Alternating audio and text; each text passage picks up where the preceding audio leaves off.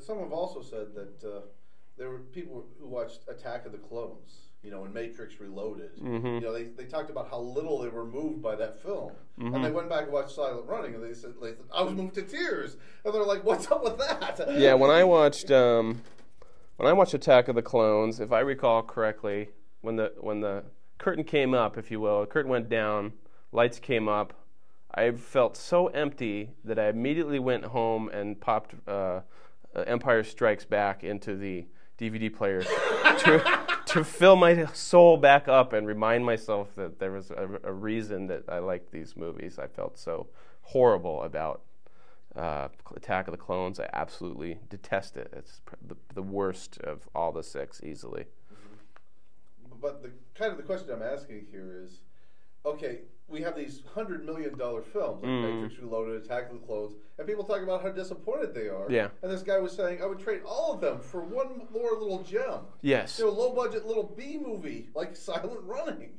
Would you comment on that? Sure. Movies as phantasmagorical as they have become, something like Transformers can be this huge, puffed up, multi-million-dollar, who knows what they've spent, and yet just be so empty on the inside that they really don't do anything for you. They don't stay with you. They don't uplift you. You don't learn anything from them. You're just sort of mindlessly entertained. And there's a trend towards that. Although I think that the Silent Running, the trend of important sci-fi movies continues with movies like Children of Men and District 9 have continued that tradition of the important or the social justice allegory of science fiction. I think I forgot the question. No, about they spend all this money on these big okay, films, so yet a lot of people say we want more little gems like Silent Running. We trade it all. Yeah. For one more little gem like Silent Running. Would you kind of agree? That's with that? it. Yeah, the movie has heart. It has soul, which many of today's blockbusters lack. And I think it all comes down to story and writing, and beyond that, an idea, a really well-formed idea with a beginning, middle, and end, and then the team to see that through, and then luck and producers that don't try to take over the script. I want to tell you something. This wasn't on the list, but Doug Trumbull was actually in the early story meetings when they were putting this film together, and he made very clear what he wanted to do. He wanted to do something that was very different from 2001. He wanted to do something that was very different from other science fiction movies that were being done. And he talked with the writer. He said, I want to do something with some heart. I want three-dimensional characters. I want real people in my story. Yeah. And the writer told him, hey, look, we're going to do all of that. We're on the same sheet of music, Doug. Don't worry about it. That's exactly what I was intending to do.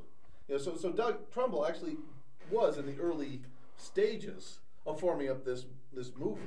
He wasn't just a technician. You see what I'm saying?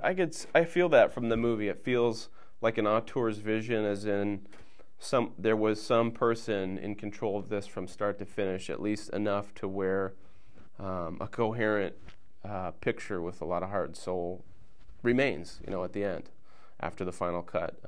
Yeah, it's just great. Okay.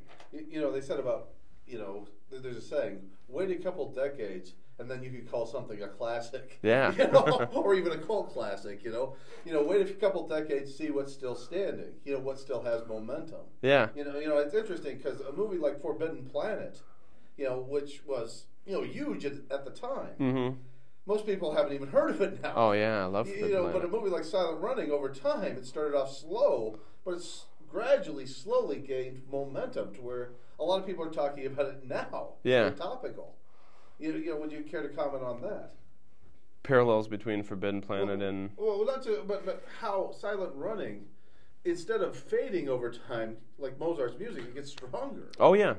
That is interesting. Yeah, I'd never seen Silent Running until 2008.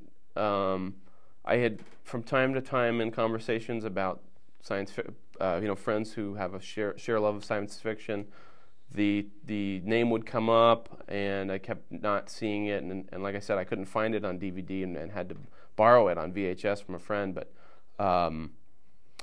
Yeah, I think that it is getting more important over time, and I think it'll be a lot more widely viewed with the proliferation of, so we say, web distribution of media. I think a lot more people will be able to see it and be affected by it and to benefit from it, because it's worth seeing, at least twice.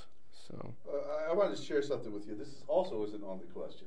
okay, sure. But I was at science fiction convention, and people were debating who's the best science fiction director of all time. Fritz Lang, Stanley Kubrick, George Paul for The Time Machine, and of course Lucas and Spielberg, Bob Zemeckis, all the heavy names came out. And there's one lady, she said, no. She says it has to go to Doug Trumbull for Silent Running. she said, and she made good arguments. She said it was the only movie that moved. She said no other movie has ever come close to moving her this deeply. Yeah. She said she was absolutely moved to tears by this film. The power of it is just so powerful. She argued that just for this one film alone, she would give it to him. She's like, okay, he dropped the ball on Brainstorm, but hey, anyone can have a bad day. Lucas has, Spielberg have. See what I'm saying? And their movies, those other movies, Star Wars and Spielberg had 1941. Yeah. Lucas had Howard the Duck. Everybody's got to have their Howard the Duck, doesn't they? You see what I'm saying? Yeah. Trumbull dropped the ball once, yeah, and then he give him another movie. You see what I mean? What did he drop the ball on? Brainstorm. Oh, but see, I love that movie. But the thing was, it wasn't a big critical or box office success. Didn't that have Natalie Wood? But the lead male, Walken. Yeah, Walken. Yeah. Are you gonna hook that up to my brainstem? But so the kind of question was, that lady said that she said she thought Trumbull should have got the best science fiction director of all time. Yeah, I think that's that's a fair argument. These other guys maybe have, just for sheer volume of what we can compare apples to apples for best film. I could see that argument being made. My mind doesn't usually. What I'll do is I'll have a favorite film for a time, and then my mood will change and it'll be replaced by something else. But yeah, I wouldn't say it's the best science fiction film of all time. I'm not sure what would be. I'd have to think about that for days and days. But what would you say Trumbull would be one of the best science fiction directors of all time? Trumbull, from what I've seen of him, easily, yes. Both for the storytelling, an auteur who can work with both story and special effects and pull them all off seamlessly. Working with actors that were some of whom were relatively unknown. I guess they were all unknown.